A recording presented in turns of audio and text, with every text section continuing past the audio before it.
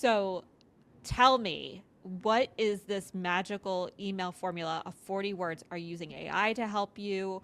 Are you developing a brand personality? Like, tell me more.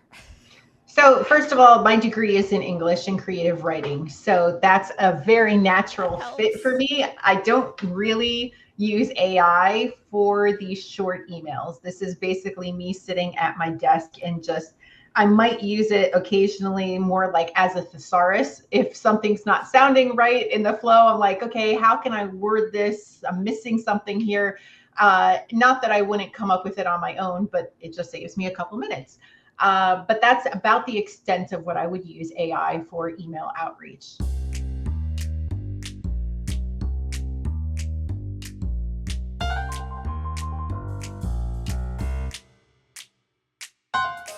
Welcome back to Back on Track, our second episode of 2026. Founders, I hear you. The economy is weird, cash flow is tight, and the instinct to cut costs is real.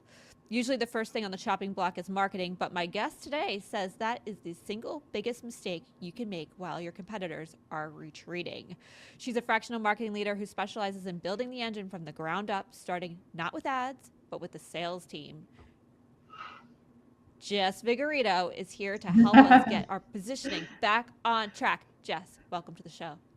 Thanks so much for having me today, Carrie. I'm happy to be here and really excited to dive into these topips. So many. I have a list. There's I questions. It's know. going to be great. And But there will we be just, more as we oh, digress. yes. Oh, yeah. I love a good tangent. I'm here for that. Speaking of tangents, we're going to go on one right now because we just had a amazing conversation off camera, which never fails because I wasn't recording. But I want to have it once again because it's not something people really talk about, and it's happening all over the place, and you don't find many organizations who support it. So, Jess, congrats on the new gig. You have a full time position, and you started in December. That's so exciting. But you're Thank you so still much. consulting at the same time. I Mind blowing. am. I know, Yeah, right? I know. Not many organizations really allow, or at least they didn't used to. Maybe they're being more open now. I know that Hmm. we are, but if you have a side hustle, usually you keep that on the down low, the hush hush, because you don't want anybody to find out, because you Yeah. need that side money, but you don't want the organization to get upset and think you're like two timing them. So tell us, how are you able to do both? So I think it's a matter of time blocking and time management. So it's simply, I have my committed time for my full time job, and I work those hours. And as the director, I'm available after hours if anything comes up. As always, when you're upper level management, you have to have that level of availability. But outside of those hours, Monday through Friday, 9 to 5 ish, I will consult with other companies and people and do side work. And, I have the whole weekends, I have evenings. And also, like, it's really important nowadays, marketing is no longer a static field.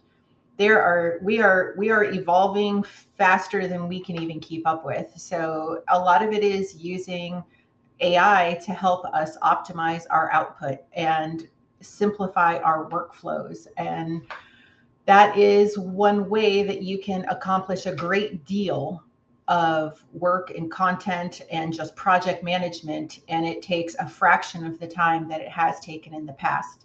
So, I think Bernie Sanders is pushing for a 4 day work week right now at 32 hours, and I think it's called the Reduction Act or something like that, which I fully support. I have worked a 32-hour 4 day work week in the past as my full time job, and the level of work life balance and just satisfaction I had and energy that I had when I showed up on Mondays was I can't even compare it. Like it was unbelievable.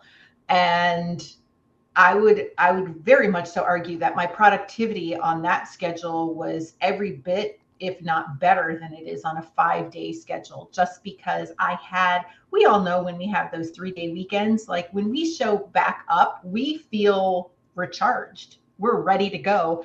2 days, especially if you have kids, you've got errands to run, laundry, like it never feels like it's enough. And so that third day is really beneficial.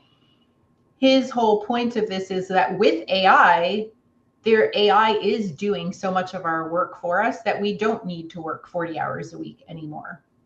And that's outdated. And I can't even remember, I think it was the 1950s under Henry Ford when the 40-hour work week was created. Well, 75 years later, we can modernize that now.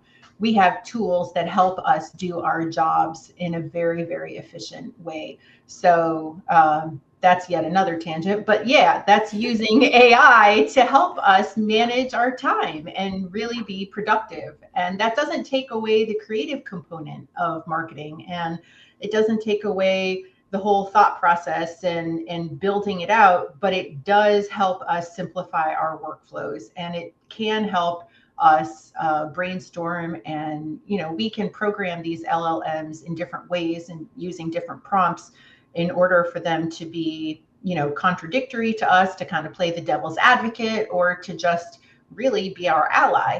And it all depends what prompt you use and what type of a response you want.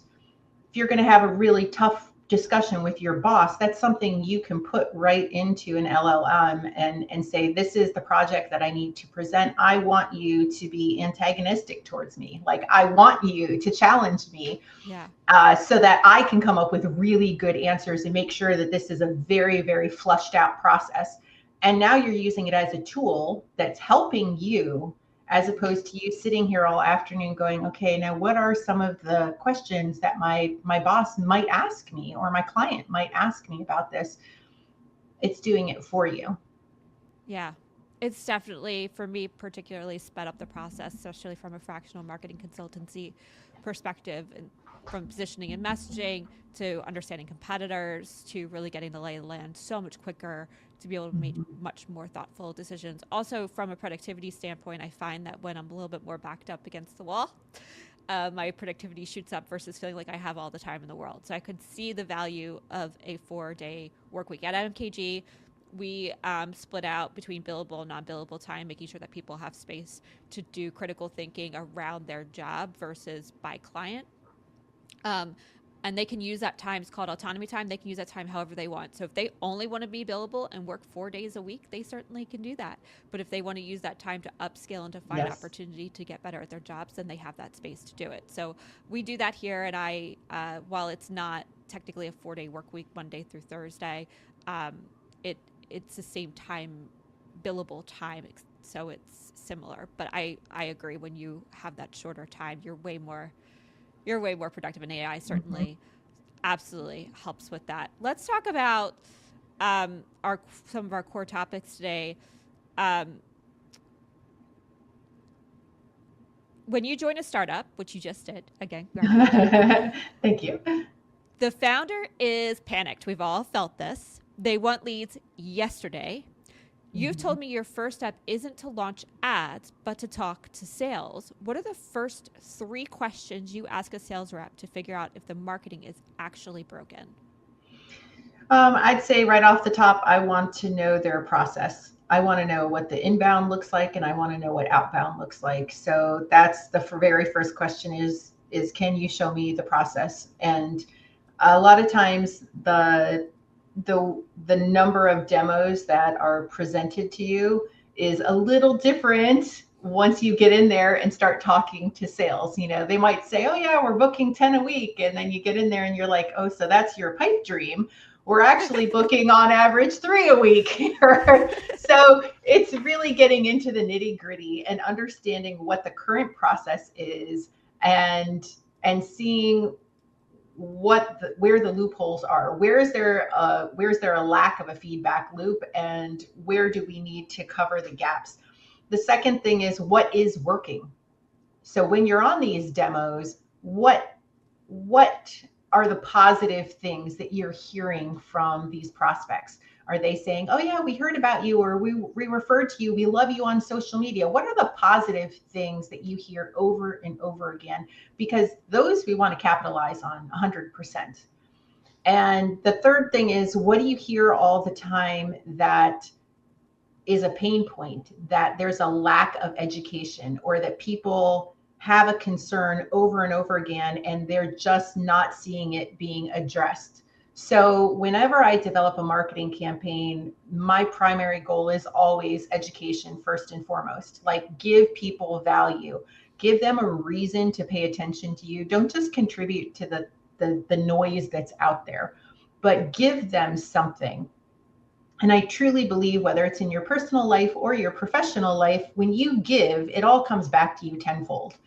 And so in marketing, I fully embrace that philosophy. Let's give to people, but let's find out what they need and what they want to be given before, we're not operating in a silo here. So what I think you might want to know may not be the case at all. So Yeah. having that level of communication with sales is of the utmost importance. Sales and marketing, everybody knows these are your two revenue engines. So the organizations that keep them siloed, for the life of me, I'm like, you're leaving money on the table over every single day, over and over Yeah. again. Let them talk and work together and collaborate on projects. That's how you optimize your output so that you get more ROI here. So Yeah. that's very deeply ingrained in me, and that I maybe that comes because I have worked in sales before and I Yes. understand both sides of it. My first job actually was in sales, and a couple times throughout my career journey, I've insisted on starting in sales for a few months before transferring over to marketing, because I wanted to really get a feel for what the sales process is like at that company and what the challenges are and how marketing can work in collaboration with sales. So that alignment, that's 100% priority to me. And at my current position, when I was interviewing there, I met with the sales team, and that was a huge deal to me, that as a marketer, one of my interviews was with sales.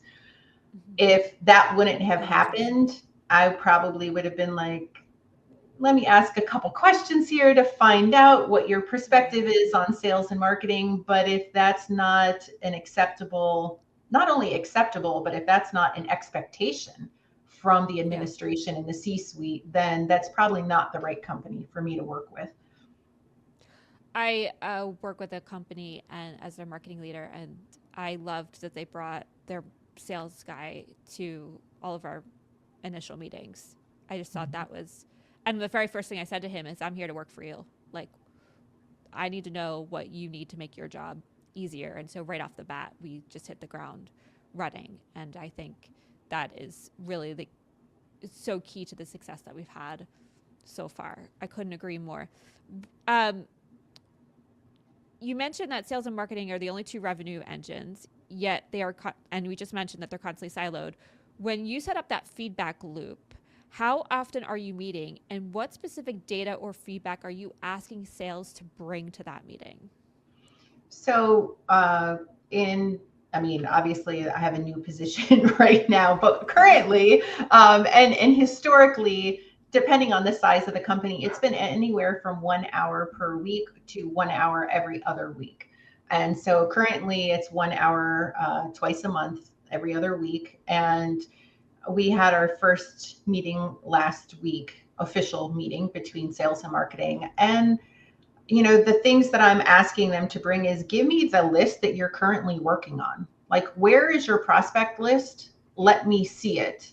And then let me go on LinkedIn and let me connect with these people. Let me invite them to follow our company on LinkedIn, so that when you, as the sales leader, reach out to them, even if they're denying the invite, they've already seen the name. The curiosity is already there. We're warming it up already for them. So that's step one in making their job easier.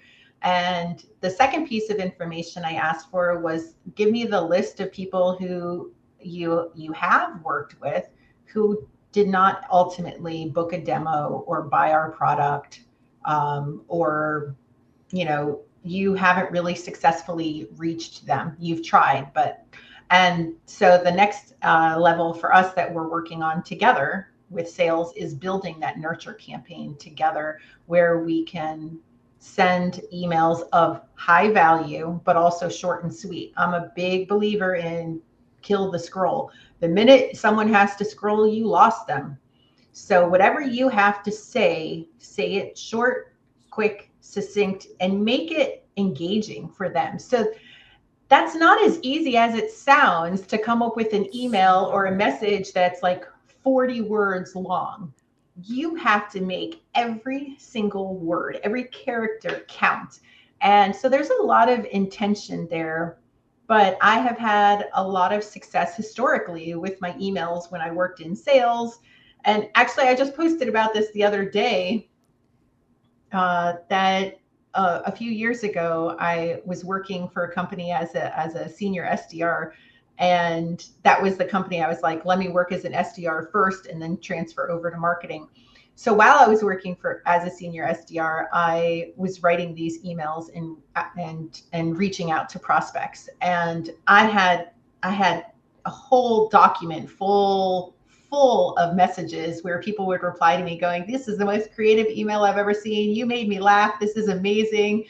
And even if they weren't booking demos, we were getting that momentum. We were getting our name in front of people.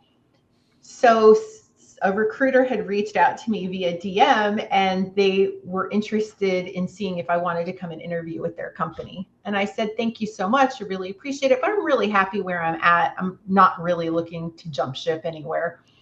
And a week or two later, I had a demo booked with me. And I did not at the time make the connection that it was the same company. And so, this is the demo that pushed me over the top for the month. I hit quota. I was super excited. I jump into this call and, I start with the small talk, the blurb, we're getting to know each other. Hi, blah, blah, blah. And he's like, well, I just want to let you know, I'm not really interested in your product and I don't want a demo right now. And I was like, why are we here? I don't understand. Yeah. And he said, your emails are so good and we have circulated them throughout the whole company. I'm trying to hire you. And I was simultaneously appalled at the audacity of this man to book a meeting with me, but also hats off to you for creativity, dude. That was pretty amazing because I had already turned the recruiter down and he wanted to shoot his shot. So even though it's years later, I still think about that and that didn't work for me in that situation because I really was at a position where I loved the company. But if I hadn't been there, that would have worked. And thinking outside of the box and being different from everybody else is so important. We just have to find our lane. And you can't, I've had bosses before and I've worked with clients before that are so scared to rock the boat and they don't want to have an individual voice at all. And I've even had a boss before who was like, delete that off of LinkedIn. We don't like what you posted.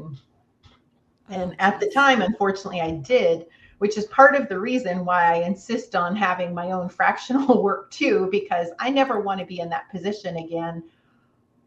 But that's what builds your brand. People always, ultimately, we buy from people. We want to know who you are. We want to know what you stand for. And if you're just doing the normal, you're not working on community, you're not doing any outreach, you're not valuing your customers, and you're not differentiating yourself, I'm not saying you won't be successful. You may still be successful, but at a fraction of what you would be if you really showed up as your authentic self, whether that's as a company, a brand, as a human being. And, Starbucks is blowing up right now because they've had this return to office mandate. And there's this the CEO works from home, but the CEO is mandating all these people have to return to office. And if they don't, then they're not eligible for promotions. And it's a really ugly situation. And a lot of the employees are pushing back because that has not traditionally been the culture within Starbucks. It has been very partner led. And they were the very first company in the United States to offer insurance for domestic partners. And so it's been very progressive. And so the people who work there are used to that type of culture. And this feels very wrong to them. And I don't know what Well, the reasons are behind their decisions or anything like that, but it's really important to have that alignment. Looking from the outside as a consumer, I go, this doesn't match. This doesn't yeah. match the brand that you have worked so hard to build. And so companies need to build that brand. They need to take a line, and then they need to be consistent with it. Otherwise, it leaves not only your employees, but the consumers going, this isn't adding up. Yeah. No, I mean, don't let me. I could easily get on my soapbox about mandates to back to work. We've been remote since way before COVID, and we've. I mean, I live in the UK. My entire team's in the US. We're across 5 time zones. I don't understand how we're going backwards to mandating people to have to go back to work. Now, I think there's benefits to certain people being in an office, especially younger folks who need community, especially as people move around. I think there's definitely value there, but it's got to be up to the individual to decide that that's something that they need. Whereas as parents, working from home is tremendously valuable in terms of the time that we save to be able to get work done while serving our families. So pros and cons on both sides, but a mandate I could go on and on about. Yeah, I want to get absolutely. back to your emails because I I think we're all on the struggle bus in when it comes to sending very short and sweet emails. I actually just signed up with a creative firm. Hats off to Design Guru. Love working with them. Um, and they caught me through cold email outreach, which is the bane of my existence. I have been on a high horse for a very long time about how this does not work and people need to knock it off. But I don't know what magic they're using, whether it's instantly with clay or I have no idea. But somehow they realized I needed a creative shop and they showed up in my inbox at the exact right time with a one-line message. First email I ignored, second email came in, same again, one line. And I was like, okay, booked a demo with them, saw what they got going on. I'm like, I'm in. So tell me, what is this magical email formula of 40 words? Are you using AI to help you? Are you developing a brand personality? Like, tell me more. So, first of all, my degree is in English and creative writing. So, that's a very That natural fit for helps. me. I don't really use AI for these short emails. This is basically me sitting at my desk and just, I might use it occasionally more like as a thesaurus. If something's not sounding right in the flow, I'm like, okay, how can I word this? I'm missing something here. Not that I wouldn't come up with it on my own, but it just saves me a couple minutes. But that's about the extent of what I would use AI for email outreach. And I think part of the reason is as the your email inbox, as the algorithms on socials, as humans, we're all getting smarter and our bullshit detector and our AI detector is getting really, really good.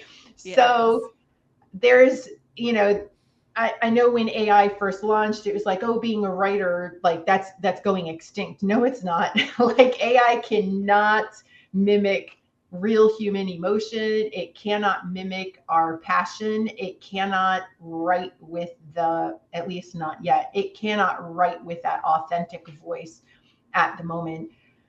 These emails have to be so, like, number one, like I said, the scroll kills it immediately. And I'm sure as a fractional marketing leader, because I know in my inbox on LinkedIn, it's insane the length of messages that people will DM me after they connect. And I'm like, I don't know, do you think I have 20 hours? I have nothing to do besides read your message that's this long. Like, it's an immediate leave No. me alone. It's an Yeah. like my reaction. And keep in mind, like, I've worked in sales, I've done outreach, and you're irritating the shit out of me with this stuff.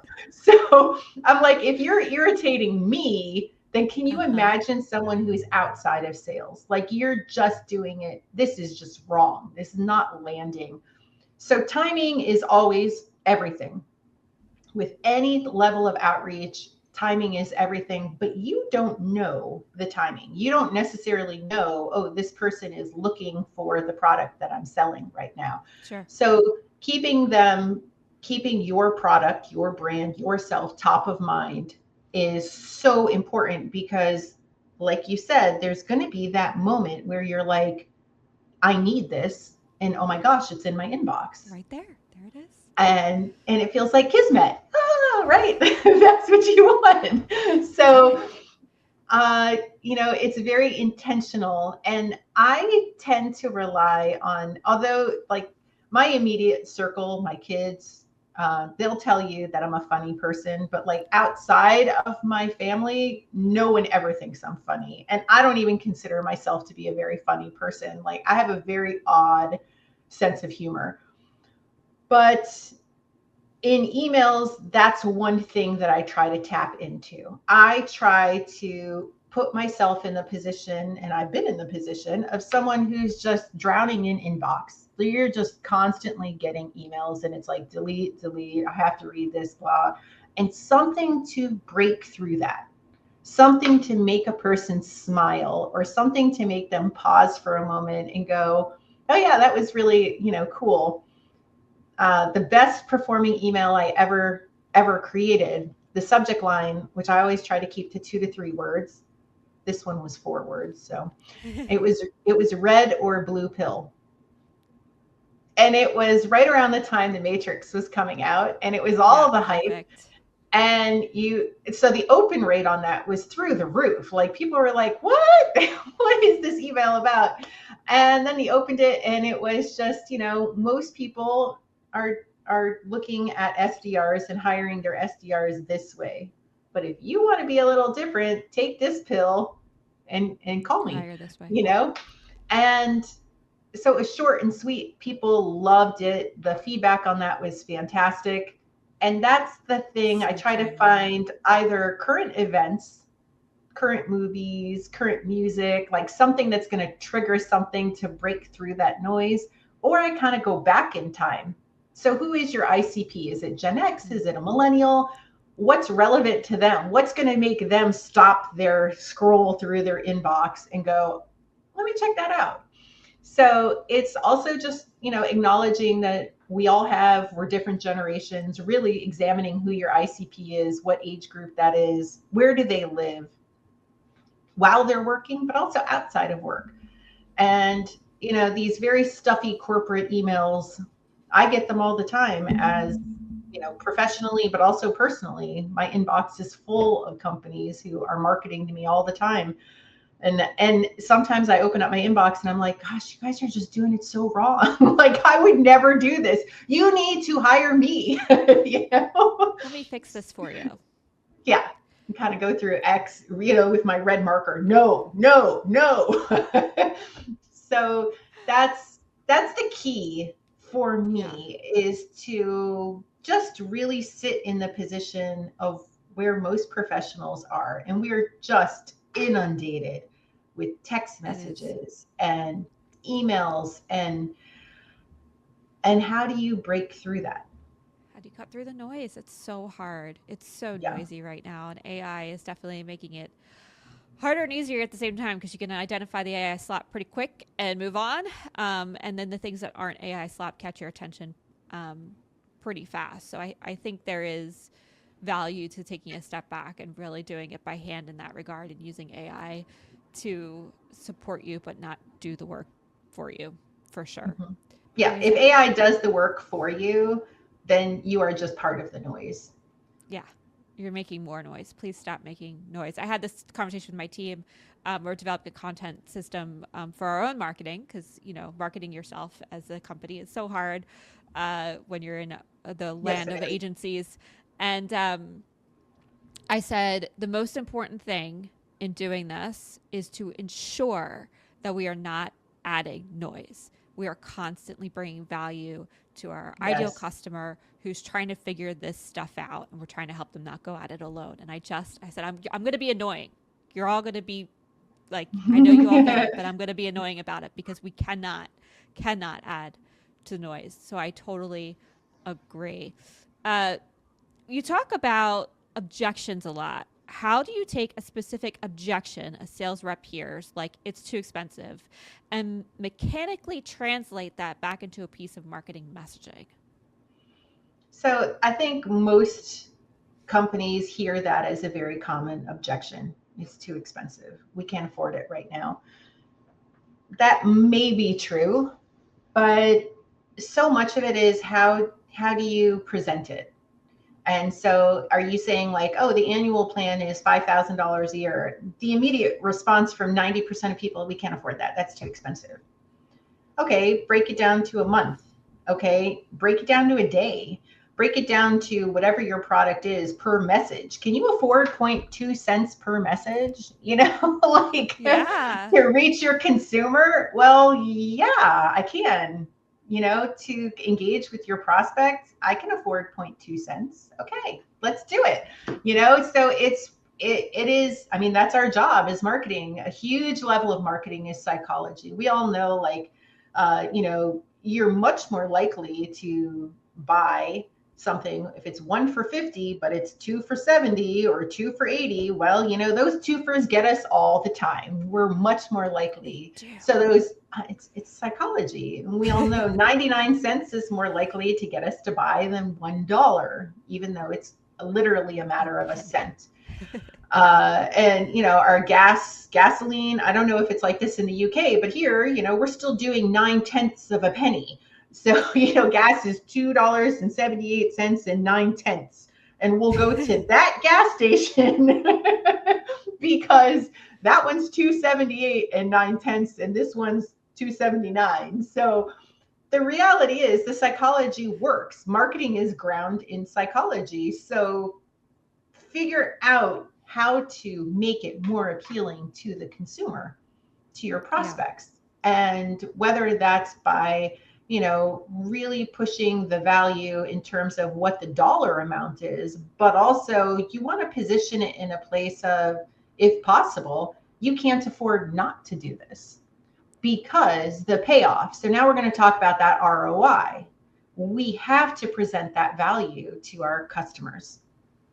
We have to show them this is worth investing in. And we do that through case studies, and we do that through testimonials, and we do that through math and just putting it out there and making it idiot proof. Like you can't, Math doesn't lie. exactly, you know, statistics don't lie either. So it's, you know, they don't always tell the whole truth though. So that's the thing to keep in mind. So Yeah, that's a whole can of worms in terms of data. Um, which data? Yeah, the vanity metrics of hiding the right data. Um, yes. for another time, I want to keep moving. You have a lot of hot takes on your website where you believe they are websites are for validation, not conversion. If a founder comes to you and says, "We need a new website to get more leads," how do you pivot that conversation to focus on messaging instead? So websites are absolutely essential to have. Like that's, it's like you need a phone number. You know, you have to Right. have a They're not website going away, nowadays. folks. Yeah. But as a conversion tool, depending on the product, it can be it can be super helpful for you, but it also can just be more of like, uh, we just need to see that you're real. We Right. need to see that you exist. So it depends on the product, and it definitely depends on the goal. We need to examine sales. What are the conversion rates? What are the landing pages? How often are we getting people actually coming to the website? How long are they staying on the website? What pages are they looking at? We do that both from looking at data and different metrics, but we also talk to the customer and find out what's working and what isn't. And overall, I see time and time again these like templated websites, they just don't they don't communicate any real value because they're templated. They look like everything else. And in marketing, across the board, like whenever, and I'm not a graphic designer, but you know, as marketers, we all wear a gazillion hats. I've taken a few Yeah. graphic design classes in college, but it's not a minor, it's not a major. Um, but yet I know to create graphics that communicate feeling. So if I see a graphic for a webinar and it's just, you know, the name of the webinar, it's a solid color and it's the person's picture, I'm yawning. Like this is not Right. engaging me at all. If your website is just content and it's Oof. It's so All boring. words.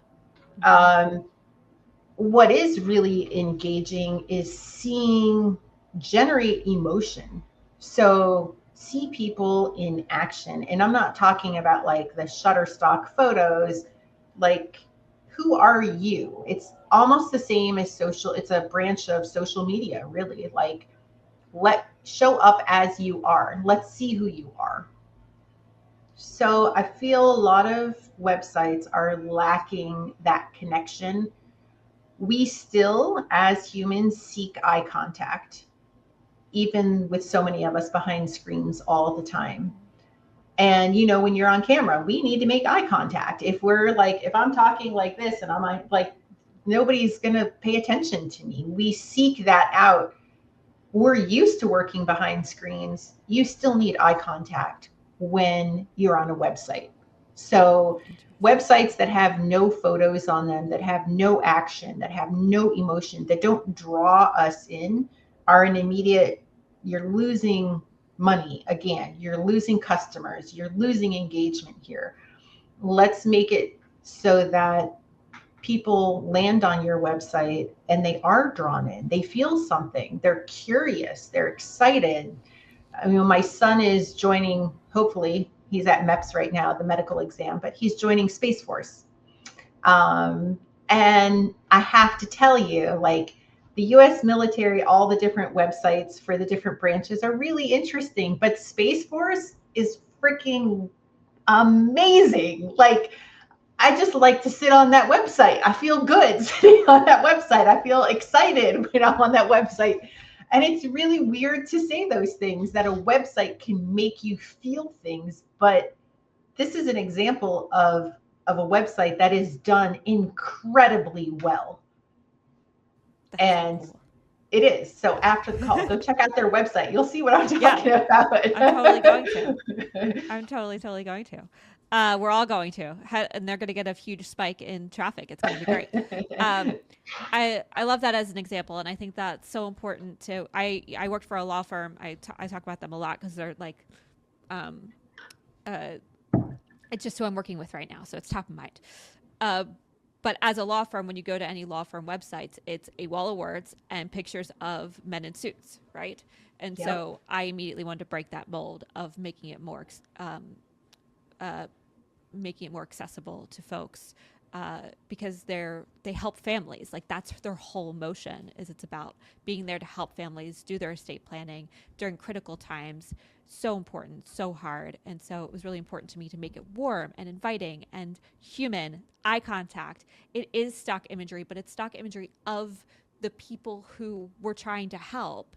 So I totally agree, and I love that of how important it's beyond just messaging, but it's also thinking about the imagery of how you want to show up and connect with people. Um, Mhm. And that yes, goes back to yes these to that. companies that are so scared to step a toe out of line. Like law firms is such an amazing example of that because they are all the same. Yeah, And you could go to 100 law websites and they're all boring. They all are heavy with text. They're all men so in heavy. suits. And then they might have a blind lady justice up, and that's what they have. So Yep, yep. nothing differentiates.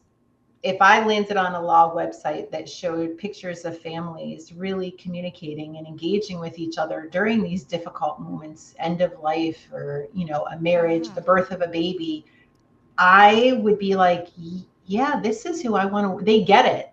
They yep. understand. There's empathy there. So yeah, way to go, Carrie. We're on the same team here. Pat myself on the back for that one. Um, oh my gosh, Jess, I have so many questions. I'm trying to figure out which one to close out with, because clearly we could talk all day, and Because happy to keep the conversation going. If you loved this conversation, you want to hear more from Jess, just comment below and we'll get her back on the show. But for closing out here, we talked in our prep call many moons ago. It feels like a lifetime ago, so let me jog your memory. But we talked about founders operating from a place of fear, hiring a marketer, Mhm. but then firing them at month 3 because the ROI isn't instant.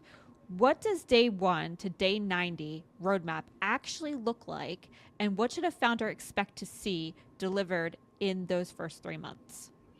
So the answer to this is twofold for sure. And I feel like founders frequently do work from a place of fear, especially in startups. 90% of startups fail. And so founders are like trying to take that baby step. Like, we want to grow, we want to become bigger than we are. Let me hire marketing. And then that ROI isn't there in 90 days. Oh, I either hired the wrong marketer, let me fire them, or marketing doesn't work. And that's these knee-jerk, fear-driven responses and reactions. And also, they're coming from a place of they simply don't understand the value of marketing and how it works. Even though they've been exposed to it their whole lives because we're surrounded by it, that doesn't mean that they have an inherent understanding of how it works. Like, I still remember the jingle to Oscar Mayer, which was what, 40 plus years ago, or how many licks does it take to get to the center of a Tootsie Roll Pop? Oh, I love that commercial with the owl. Yes. So you see, these are things that are so well ingrained in us that that's marketing that has carried forward for decades. That didn't happen over 90 days. Right. That happened time over time over time, lots and lots of touch points. All of us kids watching Saturday morning cartoons. How many times did we see that? And it came into our brains as they were being developed. And that's why we immediately know, oh yeah, I know that commercial, right? We all have that familiarity. And in fact, I don't like Tootsie Rolls at all. But every time I see a Tootsie Roll, guess what comes into my head? And as a marketer, I'm like, stop it. Like, I don't want that. But it is successful marketing. So I like to kind of point that out to founders, that there is no magic pill of like 90 days that we're going to turn your whole business around. But the truth is that it is a foundation that we build, and it is touch point after touch point. And with social media and with video and all these different channels, it's very, very multifaceted now. Like, back in the day, it was Saturday morning cartoons for the Tootsie Roll. But imagine if we were rolling that campaign out now. Oh my gosh. Like, you'd have to be across so many channels. Yeah. Yes, and it does. It does TV. have to be. And that is the thing. It takes time to build that momentum up. It takes time to build that foundation. And one of the things that happens is you can fire your marketer at 90 days or 60 days or 6 months or even a year and go, it didn't work. But the work that that marketer did do is going to carry forward long after they've left. And you want to build on it. So you, as a CEO, as a founder, it's really important to trust, like, go through the hiring process, make sure you have flushed out what you want to accomplish with your brand, and then share that with your marketer. Make sure you have the right hire there. And that's one of the baselines for me is I want to sit down. I want to learn your story before we do anything. I want to find out, how did you get to be where you are right now? What motivated you? What are you passionate about? What drove you to do this? Because that story is the thing that we capitalize on. That's what we sell. And that passion and that energy, that zest. And absolutely, marketers just need to, it's a process, and it depends where you're at in the company. Are you starting from zero? Do they have any marketing? Are you coming in with some already established? So that first 90 days can look very different depending on where the company currently is at, but it still isn't going to, you're not going to get a huge ROI in 90 days. And anyone who believes that or says that, I just, I can't say that it's a blanket statement 100% of the time, but proceed with caution. Yeah.